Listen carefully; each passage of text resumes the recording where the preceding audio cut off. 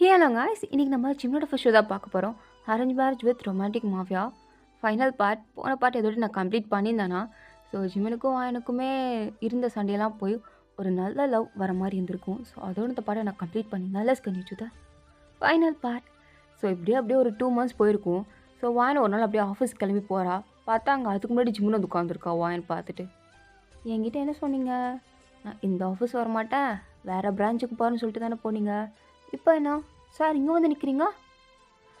அதுவா, ஒன்றும் இல்லை, காலையில் என் பொண்டாட்டியை பார்த்து லவ் யூன்னு சொல்ல மறந்துட்டேன், ஹக் பண்ணி கிஸ் கொடுக்க மறந்துட்டேன். ஓ அப்படியா, உங்கள் ஒய்ஃப் இங்கேயே ஒர்க் பண்ணுறாங்க? ஆமாம், என் பொண்டாட்டி இங்கே தான் ஒர்க் பண்ணுறா, அதான் அவளை பார்த்துட்டு போல வந்தேன். ஓ அப்படியா, பார்த்துட்டிங்களா? ஆ பார்த்துட்டே தான் இருக்கேன். அப்போ கிளம்ப வேண்டியது தானே? கொடுக்க வேண்டியது நிறையா இருக்குது, ஸோ கொடுத்துட்டு தான் கிளம்பணும். ஓ அப்படியா, சரி அப்போ நீங்கள் கொடுத்துட்டே கிளம்புங்க அப்படின்னு வாயன் அங்கேருந்து கிளம்பி போகிறா. ஸோ அப்போ ஜிம்மன் கையை பிடிச்சி வாயன் கையில் ஒரு ரோஸை கொடுக்குறான். வாயனும் என்ன ஒரு ரோஸ் அப்படின்னு பார்க்குறா. பார்த்தா இன்னொரு ரோஸ் எடுத்து கொடுக்குறான். எதுக்கு 2 ரோஸ் அப்படின்னு கேட்கும்போது ரோஸ் புக்கேவே கொடுக்குறான். எதுக்குங்க இது? ஒன்றும் இல்லை, என் பொண்டாட்டி மேலே இன்னைக்கு லவ்வு அப்படியே பற்றிக்கிட்டு வருது, அதான். ஓ பற்றிக்கிட்டு வருதா, சரி வரட்டும். சரி நீ பொண்டாட்டி சொல்லு, என்ன சொல்லணும்? இப்போ நீ சொல்கிறியா இல்லை நான் சொல்லவா? சாரே சொல்லுங்கள், சார் தானே எப்பயும் சொல்லுவீங்க, சொல்லுங்கள். லவ் யூ டி, லவ் யூ டூ. போதுமா, கிளம்புங்க. எனக்கு கிஸ்டிக்கல. ஐயோ எல்லோரும் பார்த்துட்ருக்காங்க. அதான் எல்லாருக்கும் தெரியுமே நம்ம 2 புருஷன் பொண்டாட்டின்னு. அப்புறம் என்ன, அதெல்லாம் சொல்லிட்டா பண்ணலாண்டி, யாரும் எதுவும் சொல்ல மாட்டாங்க, நம்ம ஆஃபீஸு. உன் புருஷன் கம்பெனியில் இருக்குது, அப்புறம் என்ன? அதான் எனக்கு பயமாக இருக்குது. ஆனால் ஒன்றா எல்லோரும் ஜிம்மன் சாரோட ஒய்ஃபு, ஜிம்மன் சாரோட ஒய்ஃபுன்னு சொல்கிறாங்க. ஏன் பெருமை தானே? பெருமை தான், உங்களுக்கு மட்டும்தான் அது. ஓ மேடமுக்கு ரொம்ப சலிப்பாக இருக்கோ அப்படின்னு அப்படியே உன்னோட கண்ணத்தை பிடிச்சி அப்படியே லிப்ஸில் லைட்டாக கிஸ் பண்ணுறான். எல்லோரும் பார்த்துட்டு அங்கே பாரு நம்ம சிஓ என்ன பண்ணிக்கிட்டு இருக்காங்க அப்படின்னு சொல்லும்போது ஜிமின் ஒரு முறை தான் எல்லோரும் ஓடிட்டாங்க. வாயனும் பார்த்து சிரிக்கிறா. ஸோ ஜிமின் பார்த்துட்டு, நீ கிளம்புடி, நான் வந்து வேறு பிரான்ச் தான் போகணும், ஸோ நான் கிளம்புறேன், ஒர்க்கை பத்திரமா பார்த்துக்கோ. என்னது குழந்தைய பார்த்துக்கோன்னு சொல்கிற மாதிரி ஒர்க்கை பார்த்துக்கோன்னு சொல்கிறீங்க? ஏண்டி நான் இல்லை, எனக்கு அடுத்து நீ தான் இருந்து பார்த்துக்கணும். புரியுதா? ஒழுங்காக எல்லாத்தையும் கரெக்டாக மேனேஜ் பண்ணு. உன்னை நம்பி தான் இந்த ஆஃபீஸே விட்டுருக்கேன். சரி சரி நான் பார்த்துக்கிறேன் அப்படின்னு வாயனை உள்ளே வந்து சொல்லிவிட்டு எல்லா ஒர்க்கையும் பார்க்குறா. ஸோ பார்த்துட்டே இருக்கும்போது அவளுக்கு ஒரு மாதிரி தலைலாம் சுற்றுது, வாமிட்டு ஒரு மாதிரிலாம் ஃபீல் ஆகுது. எனக்கு டவுட்டாக இருக்குது, ஒரு வேளை இருக்குமோ அப்படின்னு. ஏன்னா டேஸும் தள்ளி போயிருக்குன்னு சொல்லி அவளுக்கு நிறைய டவுட்லாம் இருக்குது. அப்படியே உட்காந்துருக்கும் போது தான் ஃப்ரெண்டு வரா. நேடியாச்சு, எப்பயுமே பரப்பரான்னு ஒர்க் பண்ணிகிட்ருப்ப, இப்போ என்ன இங்கே உட்காந்துருக்க? ஏதாவது ப்ராப்ளமா? உனக்கு வச்சு முடிக்க ஏதாவது சண்டையா? அப்படிலாம் ஒன்றும் இல்லை, எனக்கு லைட்டாக தலை சுற்றுற மாதிரி இருக்குது, அவ்வளோதான். என்னது தலை சுற்றுற மாதிரி இருக்கா? ஆமாடி, ப்ளஸ் வாமிட் வர மாதிரி இருக்குது, காலைல சாப்பிட்டதும் சரி இருக்காதுன்னு நினைக்கிறேன். அப்படி நினைக்கிறியா? இல்லைன்னா ஒரு வேளை எனக்கும் அப்படி தான் தோணுது, பார்த்து செக் பண்ணிடலாமா? எனக்கோ ஒரு ஹெல்ப் பண்ணுறியா அப்படின்னு ப்ரெக்னன்சி டெஸ்டர் வாங்கிட்டு வாங்க அப்படின்றா. அவளுமே சரி நான் போய் வாங்கிட்டு வரேன், நீ இங்கே இரு அப்படின்னு சொல்லிட்டு அவள் ஃப்ரெண்டும் போய் அப்படியே ப்ரெக்னன்சி டெஸ்ட்டெல்லாம் வாங்கிட்டு வந்து வாங்கி கொடுக்குறா. ஸோ வாயனை டெஸ்ட் பண்ணி பார்க்குறா. ஸோ வாயன் வந்து, கடவுளே எதாக இருந்தாலும் சரி நான் ஏற்றுக்கிறேன், ஆனால் என் மனசில் லைட்டாக ஆசை இருக்குது, என்னை ஏமாத்திடாத அப்படின்னு சொல்லி வேண்டிக்கிட்டு இருக்கும்போதே கரெக்டாக 2 கோடு வந்து நிற்கிது. வானுக்கு செம்ம ஹாப்பி, அப்படியே உட்காந்து அழுக ஆரம்பிச்சிட்டா. ஃப்ரெண்டுக்கெலாம் பயமாக இருக்குது. என்ன உள்ளே போனவன் சத்தத்தையே காணோம், என்ன பண்ணுறா அப்படின்னு கதவை தட்டுறா. வாயனுக்கு அழுகையில் அந்த சந்தோஷத்தில் என்ன பண்ணுறதுனே தெரியல, அப்படியே ஒரு மாதிரி கீழே உட்காந்து அழுதுகிட்டே இருக்கா. ஸோ அவள் அழுகிறா அப்படிங்கிற சத்தம் மட்டும் கேட்குது அவள் ஃப்ரெண்டுக்கு. ஸோ அதனால் என்ன பண்ணுறா, டோர் அப்படியே பிடிச்சிருக்கிறா. அதுவும் வந்துடுச்சு. ஸோ வாயனை பார்த்து, என்னடி ஆச்சு? சரி சரி இப்போ அழுகாத, இப்போ இல்லைனா என்ன வரும், இன்னும் உனக்கு டேஸ் இருக்குது, உனக்கு இன்னும் அவ்வளோ வயசாகலையில. ஏய் நான் ப்ரெக்னெண்ட்டாக இருக்கேன்டி, அதுக்கு இதுக்கு இப்படி உட்காந்து அழுகிற? சந்தோஷத்தில் வார்த்தையே வரல எனக்கு எனக்கு எனக்கு சத்தியமாக ரொம்ப ஹாப்பியாக இருக்குது அழுகிறா. ஸோ ஃப்ரெண்டுமே சரி சரி அழுகாது, இது ஜிம்மன்கிட்ட எப்போ சொல்ல போகிற? அவர்கிட்டயா சொல்லணும் அப்படின்னு சொல்லிகிட்டு இருக்கா. ஸோ இதுக்கடுத்து ஒர்க் பார்க்க வேணாம்னு சொல்லிவிட்டு அவள் ஃப்ரெண்டு வந்து, நீ வீட்டுக்கு போ, வீடு போய் அம்மா அப்பாட்ட சொல்ல, வீடு பக்கத்தில் தான் இருக்குது, நீ அவங்ககிட்ட போய் சொல்லிட்டு வா அப்படின்றா. ஆஹா நான்லாம் போய் சொல்ல மாட்டேன். ஏன்டி? நான் ஃபஸ்ட்டு ஜிம்மன்கிட்ட தான் சொல்லணும், ஜிம்மனுக்கு அடுத்து தான் எங்கள் வீட்டிலலாம் சொல்லணும். சரி சரி ஜிம்மன் அப்போ இன்னும் கொஞ்ச நேரத்தில் வந்துடுவார், அவர் வந்ததுக்கப்புறம் சொல்லு அப்படின்னு வானு ரொம்ப ஹாப்பியாக அப்படியே வெயிட் பண்ணிகிட்டு இருக்கா. ஸோ ஆஃபீஸில் எல்லா ஒர்க்கையும் பார்த்து முடிச்சுட்டு சீக்கிரமே வீட்டுக்கு வந்துட்டா. வீட்டுக்கு வந்து பார்த்தா ஜிம்மன் அங்கே தான் உட்காந்துருக்காரு. ஸோ நிறையா ஃபைலெல்லாம் போட்டு அப்படியே புரட்டி எடுத்துகிட்டு இருக்காரு. வான்னு போய் நிற்கிறா. ஆனால் அவர் கண்டுக்காம, என்னடி என்ன விஷயம்? அது நம்ம கிட்ட ஒன்று சொல்லணும். எதாக இருந்தாலும் கொஞ்சம் அப்புறம் சொல்கிறியா? எனக்கு ஒர்க் இன்றைக்கி ரொம்ப அதிகமாக இருக்குது, தலை வலிக்குது. ஒரு காஃபி மட்டும் போட்டு எடுத்துகிட்டு வாயேன். ஆ சரி, போட்டு எடுத்துகிட்டு வரேன். ஏ கொஞ்சம் டிகாஷன் அதிகமாகவே போடு. ம் ஓகே அப்படின்னு வானு ஜிம்மன் கிட்ட மாதிரியே காஃபி எடுத்துகிட்டு போய் கொடுக்குறா. ஸோ ஜிம்னு குடிச்சு பார்த்துட்டு, பைத்தியமே, டிகாஷன் தானடி அதிகமாக போட சொன்னேன், நீ என்னடி சுகர் அதிகமாக போட்டிருக்க, இந்த காஃபி மனுஷன் குடிப்பானா, ஏன்டியா உயிரை வாங்குற? எனக்கே ஒர்க் ப்ரெஷர் அதிகமாக இருக்குன்னு சொல்லிக்கிட்டு இருக்கேன், உனக்கு என்ன ஞாபகம் மறத்தியா, இல்லை காது கேட்காதா? அப்போது எனக்குமே, அதாவது ப்ரெக்னெண்ட்டாக இருக்கல, ஸோ அடிக்கடி சில விஷயத்த மறந்துடுவா, மாற்றி போட்டுருவாள். ஸோ அதே மாதிரி மாற்றி போட்டுட்டா போல். அதை சொல்லலான்னு வரா, இருந்தாலும் எங்கே அவர் சொல்ல விடுறாரு, கற்றுன்னு கத்துறாரு. இங்கே பாரு, ஒழுங்கா இங்கே போ, ஓடி, இல்லை கோத்தில் அடிச்சிட்டு போகிறேன், பொண்டாட்டி கூட பார்க்க மாட்டேன். சாரி. ஐயோ ரொம்ப திட்டமோ. வாயின் சாரிடி, ரொம்ப திட்டல. இல்லை ஒன்றும் இல்லை. அழுகுறியா? நான் எதுக்கு அழுக போகிறேன்? நான் என்ன வாட்டி அவங்கக்கிட்ட திட்டு வாங்குறேன், அடிக்கடி வாங்கியாச்சு. ஸோ எனக்குலாம் அழுகலாம் வரல. அதானே ஏன் பொண்டாட்டியாச்சு, நீ ஏதாவது அழுகிறதாவது. சரிடி பார்த்து போ, அதெல்லாம் எங்களுக்கு தெரியும். கோவத்தை பற்றி அவளுக்கு. சரி அப்படின்னு உட்காந்துருக்கும் போது ஜிம்மன் எப்படி காஃபி கேட்டாரோ அதே மாதிரியே வாயின் அப்படியே போட்டு வந்து வச்சுட்டு போயிட்டா. ஸோ ஜிம்மனை பார்த்துட்டு, நம்ம பொண்டாட்டிக்கு நம்மளால் ரொம்ப அக்கறை இருக்குது, நம்ம தான் அவளை திட்டிக்கிட்டு இருக்கோம், சரி சமாதானப்படுத்தலான்னு சொல்லிட்டு காஃபிலாம் குடிச்சிட்டு வாயினை பார்த்தா அவள் தூங்கிட்டா. ஸோ அவளை தூக்கிட்டு போய் அப்படியே பெட்டில் போடுறாரு. ஸோ போடும்போது ஃபோன் வந்து ஆட்டோமேட்டிக்காக ரிங் ஆகிட்டுருக்கு. யாரான்னு பார்த்தா அவனோட ஃப்ரெண்டு தான்.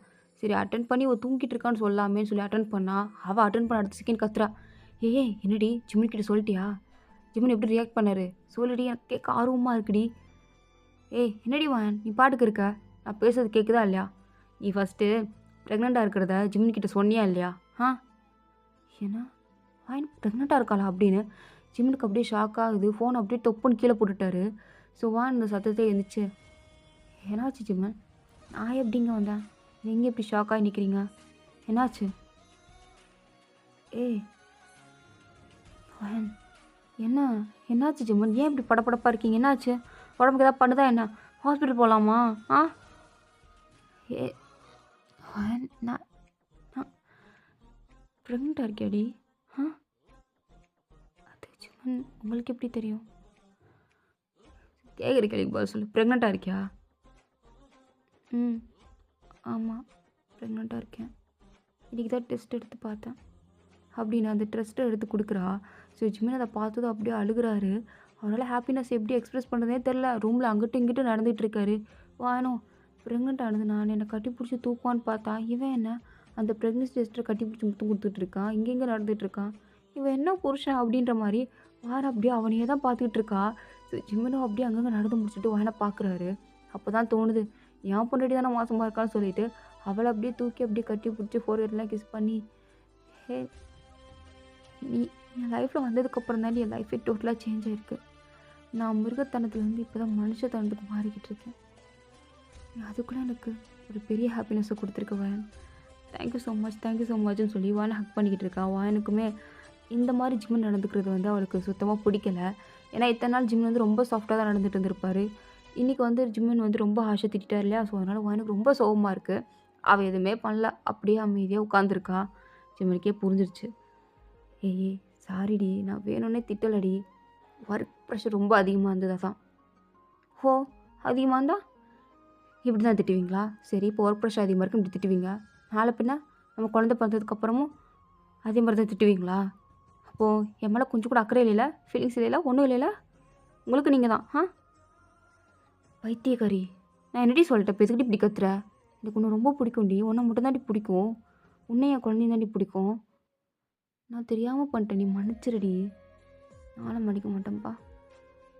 அப்போ ஜிம்மனுக்கு புரியுது ப்ரெக்னெண்ட்டாக இருக்கா. ஸோ அதனால் இந்த மாதிரி ரியாக்ட் பண்ணுறாங்கிறது புரியுது.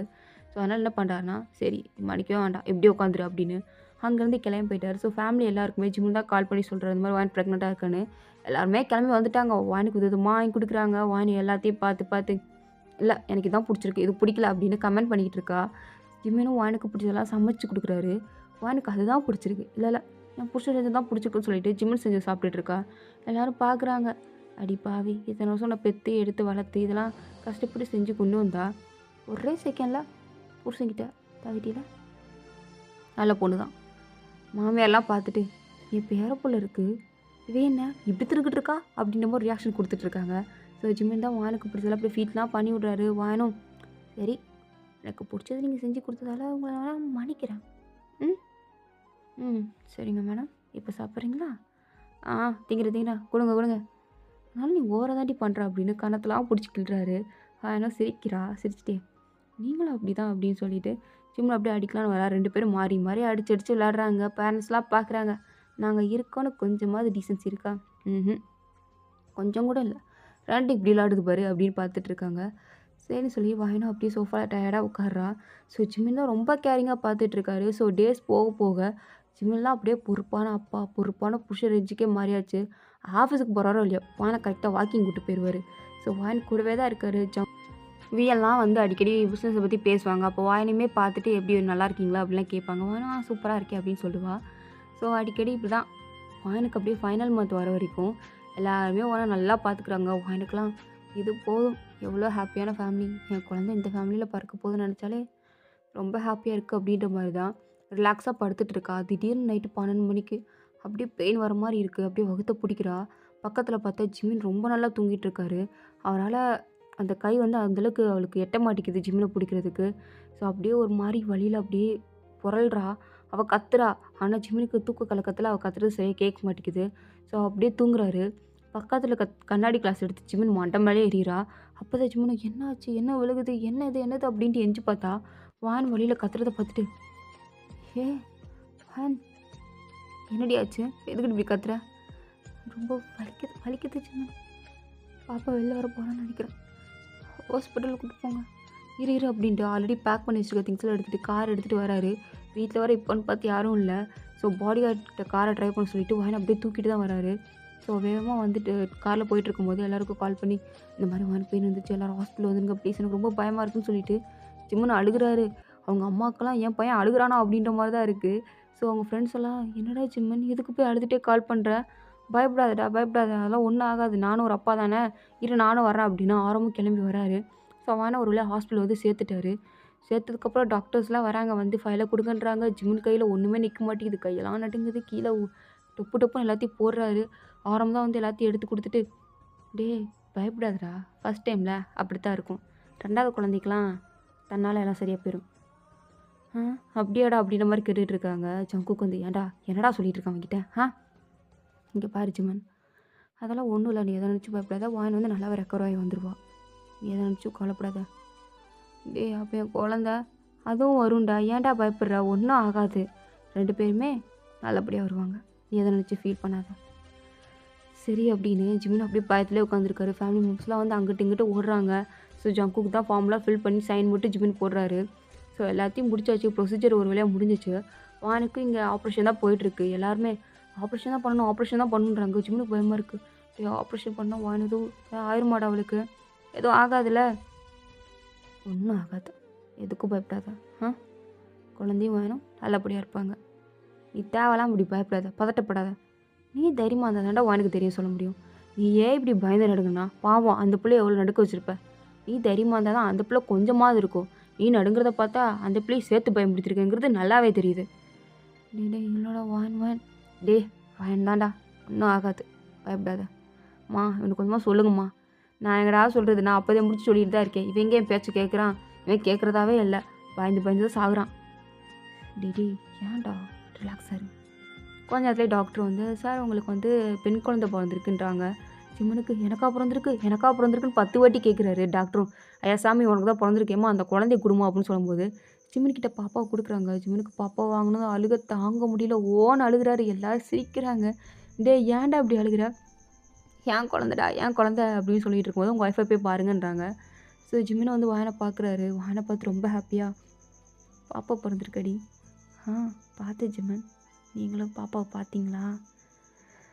பார்த்து அப்படியே உன்ன மாதிரியே இருக்காடி. இல்லை உங்களை மாதிரி தான் இருக்கா. உன்ன மாதிரி தான் இருக்கா. இல்லை ஜிம்மி நான் பார்த்தேன் உங்களை மாதிரி தான் இருக்கு. இங்கே பாரு பாப்பா கையில் தான் இருக்கா, பாரு யார மாதிரி இருக்கா? உங்களை மாதிரி தான் இருக்கா. இல்லடி உன்ன மாதிரி தான் இருக்கான்னு 2 பேரும் மாறி சண்டை போட்டுட்ருக்காங்க. ஏன்டா இந்த நிலமையில கூட உங்களுக்குலாம் தேவையா அப்படின்னு குழந்தைய அவங்க வாங்கிட்டு போயிட்டாங்க. ஸோ ஜிம்மினும் ஏனோ அப்படியே பார்த்து சிரிச்சுக்கிட்டே 2 பேரும் அப்படியே ஹக் பண்ணுறாங்க. ஜிம்மின் வந்து, என் லைஃப்பில் நீ வந்ததுக்கப்புறம் தான் ரொம்ப சேஞ்சஸ், ரொம்ப ஹாப்பியாக இருந்திருக்கேன். என் வாழ்க்கை ஆரம்பிச்சதுக்கான அர்த்தமே நீ தான். சின்ன வயசுலேருந்து ரொம்ப கஷ்டப்பட்டிருக்கேன். இந்த கஷ்டம்லாம் எப்பண்டா சாமி தீரும் தீரும்னு நிறைய நாள் வெயிட் பண்ணியிருக்கேன். ஏன் தீரவே தீராதுன்னு கூட நினச்சிருக்கேன் ஒரு கட்டத்தில். ஆனால் நீ வந்ததுக்கப்புறம் தான் என் லைஃப் டோட்டலாக சேஞ்ச் ஆயிடுச்சு. உன்னால் மட்டும்தான். நீ தான் என்னை மாற்றின. நீ லைஃப் லாங் இதுக்கடுத்து என் கூட இருக்கணும். நீயும் நம்ம குழந்தையும் கூடவே இருக்கணும். அப்போ என்ன சிரிச்சுட்டே, நான் உங்கள் கூட இல்லாமல் எங்கே போயிருப்பேன் ஜிமின் அப்படின்னு சொல்கிறா. ஸோ அப்படியே ஜிமின் கையில் கரெக்டாக பாப்பாவையும் கொடுக்குறாங்க. 3 பேர் அப்படியே ஃபேமிலியாக சிரிக்கிறாங்க. ஜிமினும் வானோட ஃபோர்ஹெட்ல கிஸ் பண்ணிவிட்டு பாப்பாவோட ஃபோர்ஹெட்லேயே கிஸ் பண்ணுறாரு. அப்போது வான் வந்து எப்பயுமே நான் தானே ஃபஸ்ட்டு அப்படின்றா. ஸோ ஜிமினும் சிரிச்சுக்கிட்டே ஆமான்றாரு. ஸோ இதோட இந்த எஃபோ ஸ்டோரி வந்து கம்ப்ளீட் ஆகுது. தேங்க்ஸ் ஃபார் வாட்சிங் மை காய்ஸ். உங்களுக்கு பிடிச்சிருந்தா லைக் பண்ணுங்கள். ப்ளீஸ் மறந்துடாமலாம் சப்ஸ்கிரைப் பண்ணுங்கள். ஓகே வாட்டாடா பை, see you later.